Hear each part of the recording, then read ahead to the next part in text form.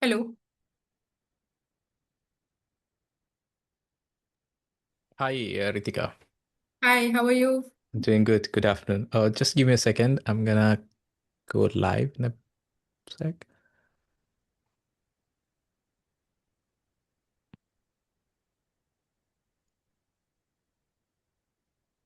Okay, I think hopefully we are live. Yeah. So, thank you again for joining. Good evening.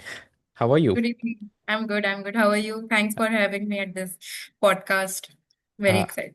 I'm doing good as well. I'm gonna just also okay. I think my colleague confirmed it's live. Okay, Ritika.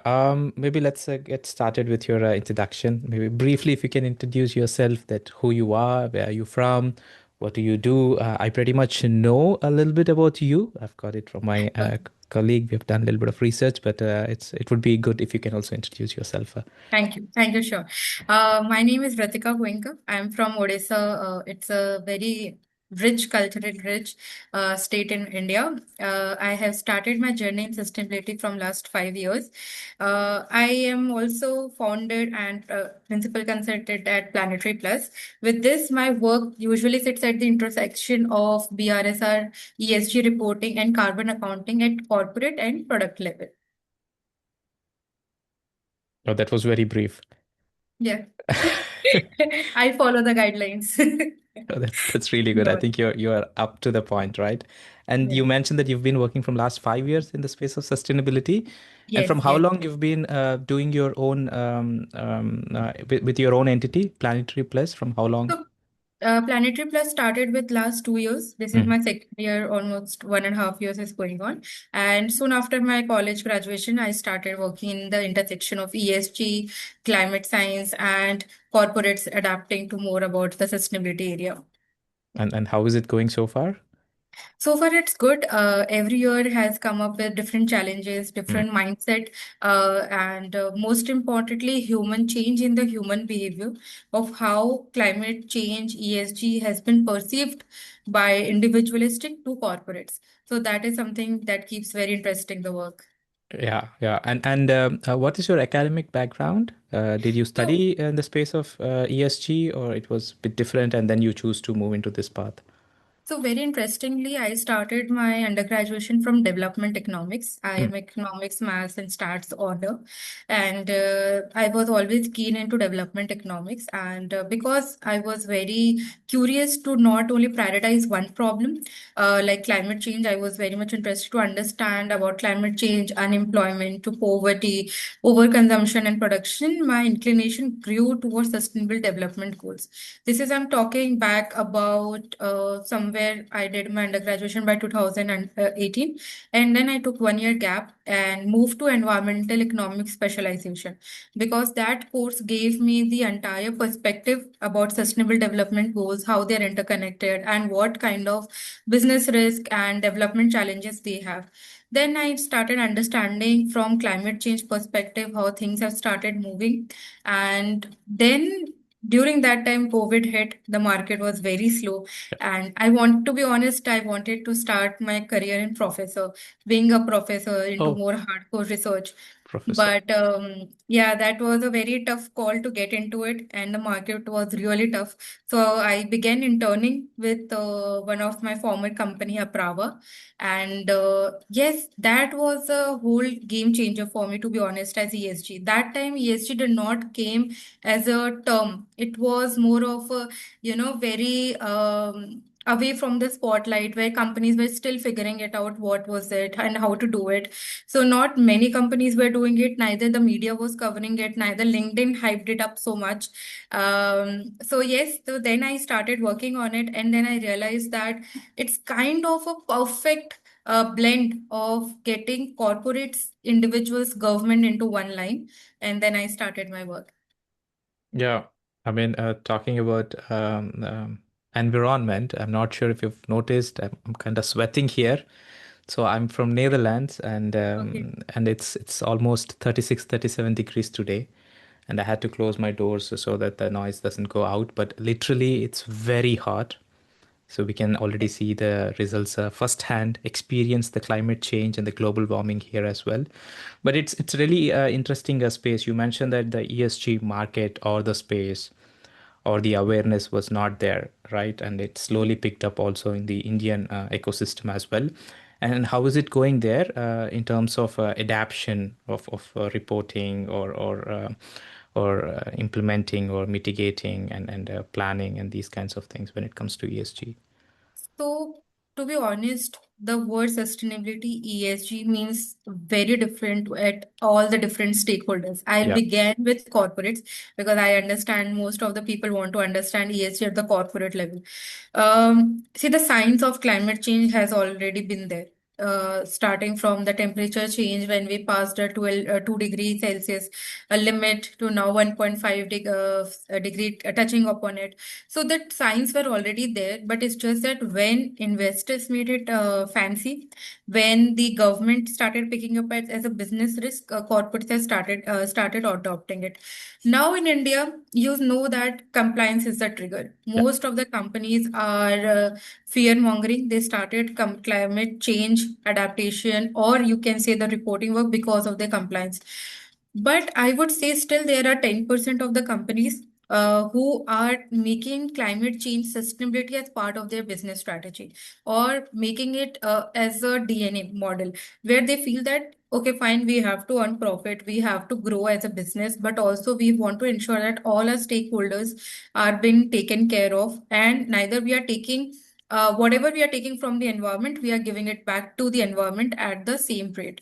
So yes, there are companies who are taking care of it, and to be surprisingly, these are not the large corporations. These are the budding companies. These are very dynamic, young age, cutting edge companies who are thinking about it.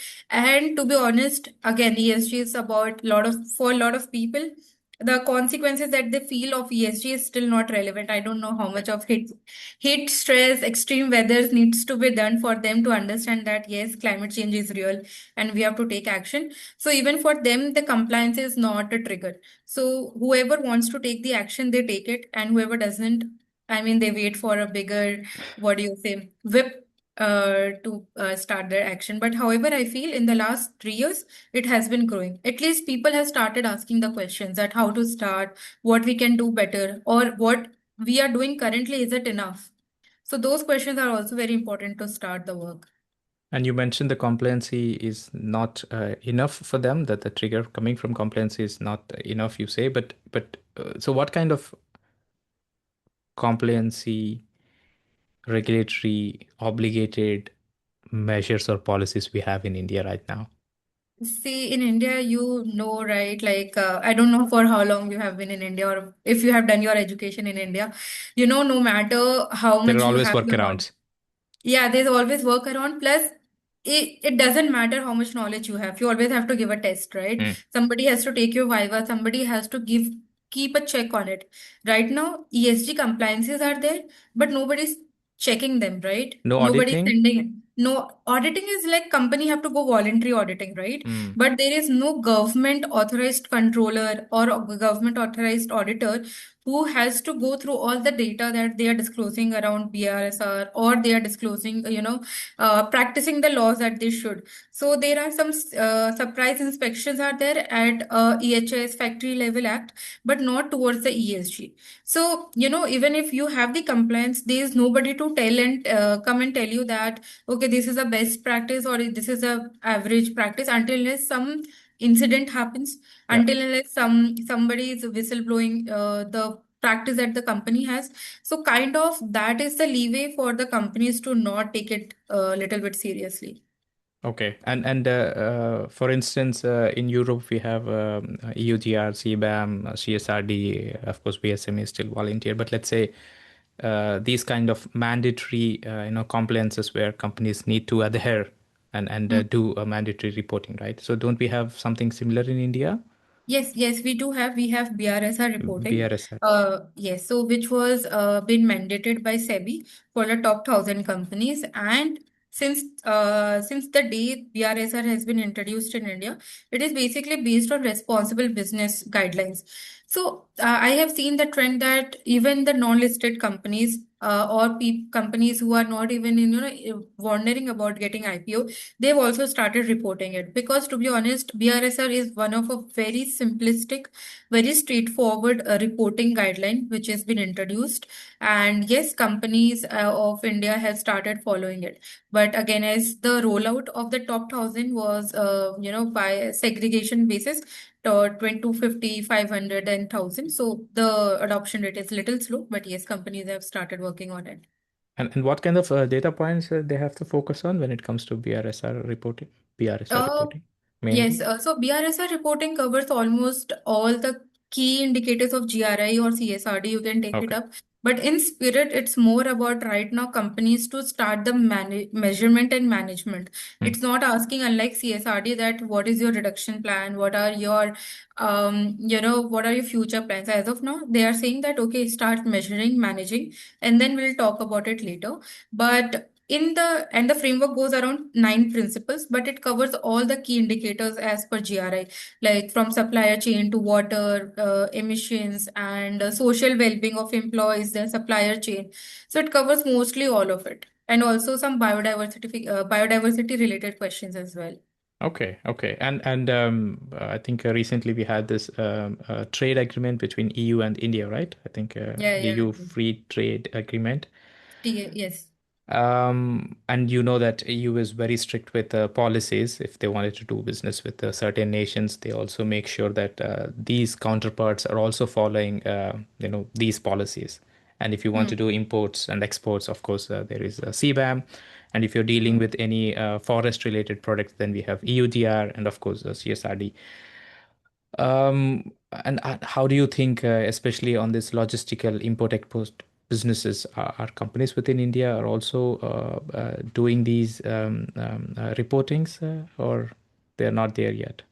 Uh, you are asking if the companies are Indian companies are that adhering this guidelines of EU, or you are asking that are they mandating this kind of certification to their suppliers as well? Yeah, also their third-party suppliers as well. For example, Third if party, they okay. if they try to import any raw materials coming from a different, country, for instance, any other Country. country, and they have Yeah. to also make sure that the emissions are there within the supply chain, within the production, and these kinds of things.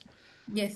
So I'll talk about first the companies who are exporting to Europe to are exporting to Europe from India. Yes, those companies have started taking care of their environmental issues, even also their product carbon footprint, how much emissions they are doing, what all are the ways they can reduce their emissions, and also their social practices, how they are treating the laborers, how they are treating their stakeholders.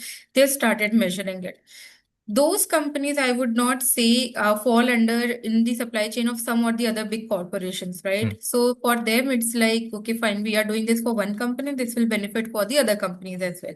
So the logic is that it's now has not, it might have started that okay, fine, this is not from the environmental stewardship, but it started as a supply chain ticket for them to get into it, but at Yeah. least the work is getting done. So and we hope that at the end the transformation happens. Now Indian companies, how they are influencing their suppliers, yes, we can see especially in automotive industries, steel industries, where the supply chain, the risk lies mainly into their supply chain. They have started asking their bigger suppliers to disclose about the data. Now, how do they do it? They ask them to go by SMETA. They ask them to go for EcoVadis, or Yeah. they ask them to, okay, if you have CDP disclosure.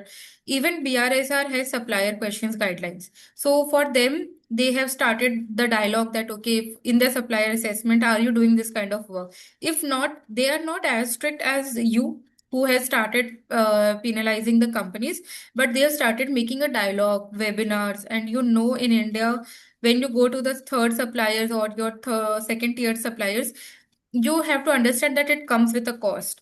Those are the companies who are not about brand reputation, rather they want to build up their company's profitability, and all this is a cost to them. So it really depends how you portray it to them, what kind of cost saving they can do it, and also save the environment.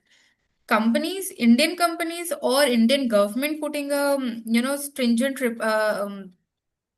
laws and regulation on other countries while importing is little bit weak.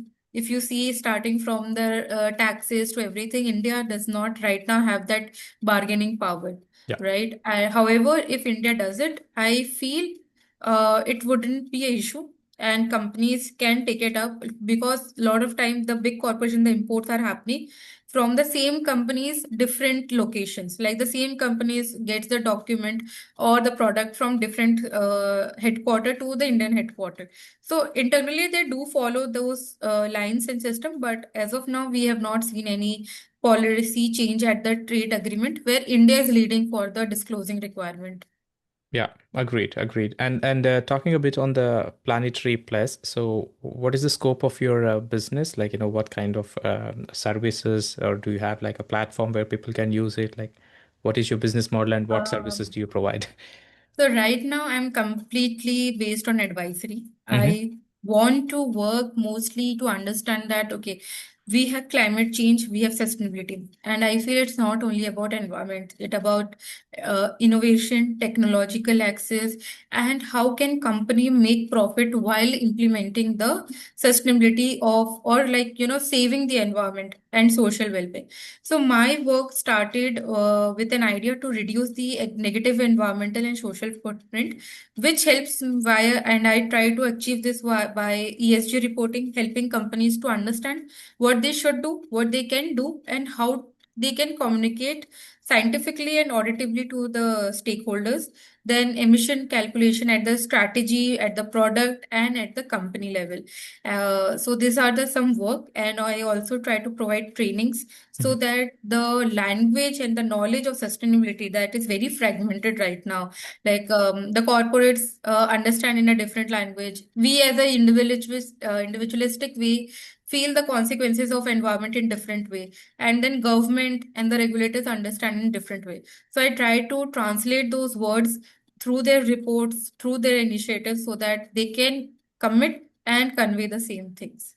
Yeah, I mean, lot of work in there. It And is, it is. do you have a team or do you do it alone? I do have a team. I have a team of 7 members. Okay. We are right now a boutique consulting firm, Uh-huh. but I feel that's actually a beautiful part where we don't want to commercialize it, but want to work with those companies. As I said, there will be companies who want to make it as a compliance, like a tick box activity, Hmm. and those companies who really want to make an impact.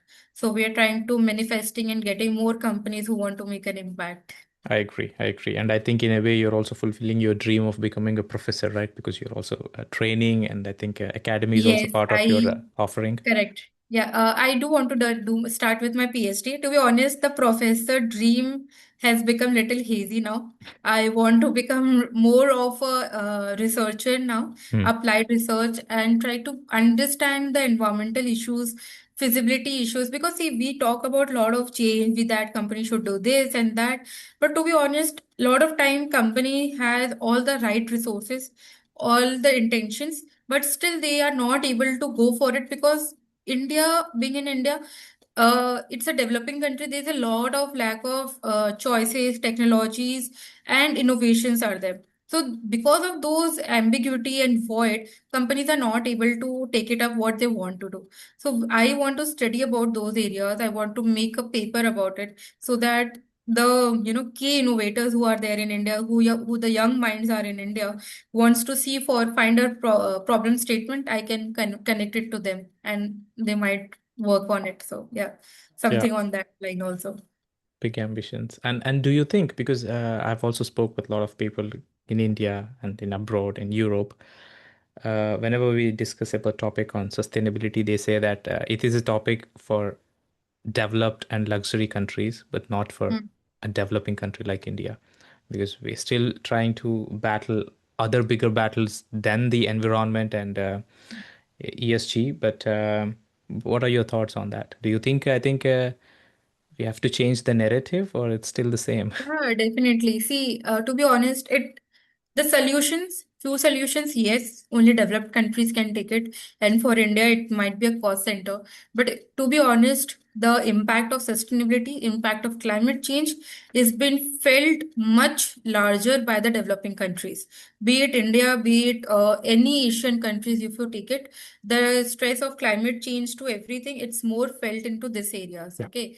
So I don't know if you have recently seen a very new interesting series has come up in India. That's the Titan. Yeah, I've seen And it. you have seen it, I've seen right? it. So they, I so, have a Titan Edge watch as well. oh, that's I'm a fan great. of Titan series. So Yeah. you see, they have developed a watch when it was literally nothing was accessible, even in an era of no digital transformation. Yeah. And in that scene, there is a very good incident that he says that, for bigger problems, you don't need always a bigger solution. Yeah. Small solutions can make a wonder about that, Yeah. having a mirror in the lift. Yeah. Similarly, in India, there are many solutions that exist that if we take it at mass level, it can solve or help us into solving our issues. For example, having urban architecture involving with the traditional knowledge, planting greeneries and everything. So there are many solutions. Even for example, painting a rooftop with white paint. There is a special type of paint. If you paint it, the heat absorption differs and it reflects back to your solar panels. So the solar panel in your house, if you have installed it, because there are again many policies has come up and many houses have installed solar panels, so it will increase the efficiency of it. But again, we in India, it might be a lot of things are cost issue, but if done at a volume, it becomes much easier. And yes, the corporates, I feel there are for all the wicked problems, there are three stakeholders are there: corporates, government, and individual. If all the three comes together, lot of things can be driven. For example, ESG itself. When this problem came, corporates were dealing with it because it was a foreign demand, right? Then because in market the corporates became started getting putting it as a demand, the individuals like the fresh graduates saw as an opportunity and they started applying for it. Then the demand grew so much because nobody was there from this department or this background. The college, the government started with the collaborations and making into a education system, right? And now you have lot of educational systems now teaching about ESG and sustainability. And also MBA and BBA students are also been learning about it. So you see how all the three players came into one dimension, one area to solve one problem. So I feel no climate solving climate change is not a luxury problem, especially when you are at the cost, when you are feeling the pressure at For the sure. most. I agree. I also see that they have introduced few additional ad hoc courses for chartered accountants as well, so that they Yes. can also. But it's definitely interesting, and I also like that you mentioned these are the three players. When they all Hmm. come together, then nothing is Anything impossible, is done. right? Yes, yes. But I also see that many of the Western countries have been using India and maybe countries from South America to offset their Hmm. carbon footprint based, like, with carbon credits and things like that. Are you also involved in that scope, like offsetting carbon emissions? You mean via carbon market, like Yeah, generating the yeah. carbon credit? Okay. As of now, no. Mm-hmm. My work has been completely about reduction, Mm, that companies should take so moto yeah. effort of reducing their emissions. I just understand and see the market trend, Mm. because again, if the companies are not able to reduce their emissions by themselves, for them the last resort is carbon market or carbon credit. So as of now, I have not got my hands into those markets. Okay. Okay. And you mentioned that your main business is boutique, or did I Yeah. misheard that? No, no, it's a boutique consulting firm. So it's a Oh. fancy way of saying that it's a small startup. So Ah, we glamorize it with a boutique consulting firm. okay. I thought that you're also making dresses No, or fashion. You're also no, into no. fashion. No. Okay. Okay. But your main focus area is on Planetary Plus, which is mainly Yes, focused on ESG advisory and consultancy, right? yes, yes. Okay. And how do you do the discovery of clients? Like, what is your outreach strategy? Do they consult or reach out to you, or you go to them, or how See, does to be that work? honest, that's the problem I wake up. every morning with how to find a client, how to make my company running. Yeah. So that is the issue that I have not figured it out. But so far, with God grace, we started with one recommendation, Mm. and since then, from speaking to different people, being active on LinkedIn, Yeah. got me more visibility. And rather than finding clients, I try to find like-minded people, and which gradually converted into a business model. But I know it's not a very sustainable, or like if you try to make a financial model out of it, it is not a very good model. But as I said, we want to stay very small, not very small, as in a small focused consulting firms to, so that we can solve one problem with deep clarity. Yeah. And as you know, research is something that we want to focus also. So right now, this model complements the passion and the wallet. So yeah. I agree. I agree. And this is something I always also say, that the first client is always someone's grace and Hmm. someone's mercy, or someone have to really recommend, and based on that, based on the outcome, you might follow up with the other clients or other stakeholders based on the network and the trust you build with them, right? Yes, yes. Yeah, this is also yeah, I mean, interesting. And oh, I wanted to ask something and then it slipped my mind. Okay. As you also know that the market is also a bit crowded as well, and how you dealing with the competition? To be honest, climate change, as I said, is it's a multidimensional issue. Every company face different ways of working. If you make it, service based, that okay, fine, we can solve climate change by ESG reporting only, by carbon accounting, or at what do you say, CBAM assessment. Hmm. So you will feel that okay, for this service there will be limited opportunities. But if you ask any player that okay, fine, what is your sustainability issue? So one of the companies shared that okay, we are doing GSG accounting, we are doing BRSR, we are doing everything under the roof. They were doing it. So as a consultant, I have nothing to offer. But I said, what are your challenges there? So he said that okay, we are doing all these things, but what next? He Hmm. said, I said you want might reduce your impacts. Then he said that our one of the major risk is plastic bags. So they produce a material which needs to be get into the bags, and then because then it's a D2C model, distribution to customers, the plastic bags cannot be recovered, right? And then if it is not, then every time they are consuming, it's an EPR cost and it's an environmental cost. Yeah. So how to get it back or how to reduce the consumption is a big challenge. So we studied about it, we tried to find the answers, and one of the very simplistic answer was that with your loyal customers who are there with you, like your distribution partners from a very long time, you try to do the partnership. Whatever bags you have sold them, you can ask for the same number of bags. It could be of different brands also, but because as you know, if they are distributing, so then there will be a 5 or 6 different products that they are distributing together. So he said that then the problem is what we will do with other brands' plastic. So the packaging material or anything. So then there are again many recycling companies are there, branding, designing companies are there who could reprint the design on your product where you can say that you are using it. If this model gets adapted, the distribution channel itself gets the kind of a responsibility, or you can say the local language, the burden Yeah. of getting the plastic bags back to that each brand. So this kind of problems are also there. You can't name them into a service, but if somebody can use your guidance consulting companies, so then you can always solve a issue. So there is nothing, I think the market becomes big enough, or the problems keep coming, so that there is no issue of competition, rather than how competent you are to solve an issue becomes more of a challenge than a competition. I agree. I agree. And also in the space of circular economy, right? Because we have a Yes, finite earth, we have finite resources, so you got to use correct. them very well. But with this way of working, how do you plan to scale? Let's say right now you have maybe a handful of clients which you can cater Hmm. with the team you have. But let's say if the number grows, then you have to come up with some some sort of automated workflow. I don't know, maybe a SaaS application or a platform where it Hmm. could be like, self-usable by the clients.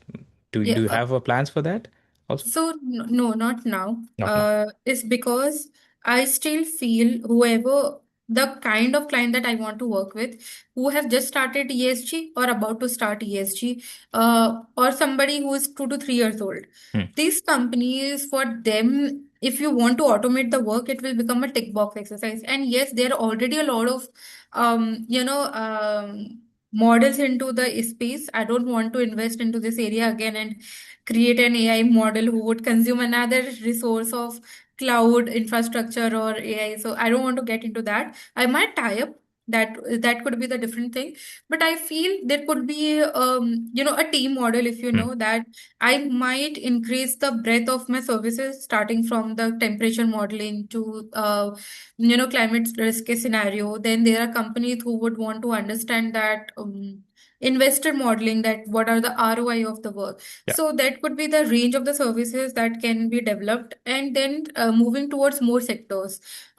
Getting more Indian clients, foreign clients, or right now I'm focusing more on manufacturing, so getting into data centers, IT companies, or perhaps government work, where come even now, if you see, the states have started coming up with their own ESG model, the reduction. So if we get good attraction talent resources, we might want to work at national and state level also. So that could be one model, but to be honest, right now I'm going by research problems or the market problem that is coming on my way. Yeah. And you mentioned right now your focus is mostly on the manufacturing sector, Yeah. and also you want to work with the government institutions as well. Yes, yes. Okay. And do you also cater to clients abroad, or your main focus is only within India right now? I mean, if I get a client from foreign, it's good. But to Hmm. be honest, you see, if you want to solve a problem genuinely, Hmm. then it is very much better that visiting the client space, visiting the same Yeah. lingo of the client is very important. Yeah. For the sake of working, I mean, I'm very happy if I get foreign clients that I can work with, and I can do what I'm doing for Indian clients. But to be honest, I feel if you are not visiting, if you are keeping making it as like a real consulting issue, the change and the work that you recommend stays in the report. It's very difficult to move it into the ground. So it's my personal opinion, but to be honest, if I will give it a try also, if I couldn't change the narrative. But I worked with two clients, and though they are very passionate, they worked the change, but I still feel that the impact stayed in the report a lot rather Yeah. than on the ground. Yeah, and you seem very passionate about the work you're doing. I mean, you're talking less about how you can commercialize it, how you can monetize, but you're talking more about working with like-minded people, bringing real value, showing more impact. I think I really like the energy. So if someone wants to reach out to you, Ritika, how do they reach out to you? I know via LinkedIn, but if they wanted to have a business, or maybe if they wanted to have onboarding session or anything, is there like any contact So ways? yeah, I think I am very much active on LinkedIn only, Hmm. and then there are WhatsApp groups Hmm. are there like as a local community. So yeah, I think this is has been the key area from LinkedIn only that I have started working. And to be honest, I enjoy LinkedIn more than Instagram. So I think I'm more reachable and approachable on LinkedIn than in any other platform. No, I think we all founders like LinkedIn, right? I mean, that's Yes. that's basically where we live, sleep, Yeah. eat. And Uh, now LinkedIn has started with video feature again. So yes. save the entertainment part also. Yeah, yeah. And you mentioned you also have different communities as well. Are those communities which you have built, or you're part of No, no, different I'm communities? part of the community. So there are different founders who built their WhatsApp channel, Hmm. WhatsApp group. So we are connected over there. So if anybody has any question, They not can. directly to me, so Yeah. we try to solve it over there, and Okay. via that we can be connected. Agreed. And you're based out of Orissa right now, Yes, yes, and your operations are also from Orissa. yeah. Okay. Okay. Okay. Oh, that's interesting. And maybe another question. Even looking at the time, I think we're almost there. Sorry for that. If someone wants to make their move or career towards the ESG consultancy and advisory, not for commercial reasons, not to make money, but really because they value about the environment, about the ESG, about the social aspect. They really wanted to make some impact. Hmm. What would be your suggestion to them? I would say if your heart is there in this field, you are ready. See, the passion word comes from the suffering. Hmm. If a very pathos is a word in the Greek, it means suffering actually. So if you are very much ready to suffer in this field, then Suffer. find your skill. Okay, find the skill that serves the best way possible in this field. If your skill is that okay, you are very good with data, then there are a lot of data companies in India or in foreign who are looking for data entrepreneur analytics, who could understand with what all these 2000 years of the data, be it from temperature, water consumption to air emissions, from every field there is so much of data, what to make a story out of it, how to predict it with in terms of business risks, or you can say climate change, or what would be the upcoming economy would look like. If you're very good at research, then the opportunities again is ample. You can move to research organization, you can move to companies who are putting a lot of money into the R&D, who so that they can come up with innovative solutions. Even if you have a very much interested or have a sector specific knowledge, be it from cement to textile or automotive industry, then try to find which business operation creates most the emission, or that is the major risk of the company, and what you can do about it. So these are the way. If you really need to find your skill. See, the consultant role is always very easily glamorized. It's very easy to get listed as, but to be honest, the more easier it looks, then the more crowded the job place market is. If you see on LinkedIn also, whichever is the easy apply for the job, you see the most applicants have applied over there.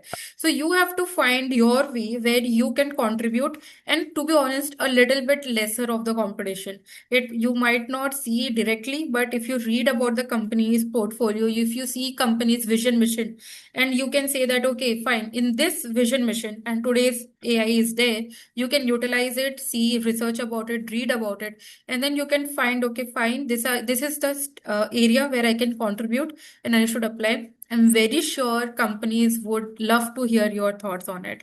So I always say my like whoever connects with me on LinkedIn, I say the same thing. See, if you want to become a consultant, there is, I mean, simply go take a course and you apply. It's just like any management consultant role that you apply. Sustainability has become the same.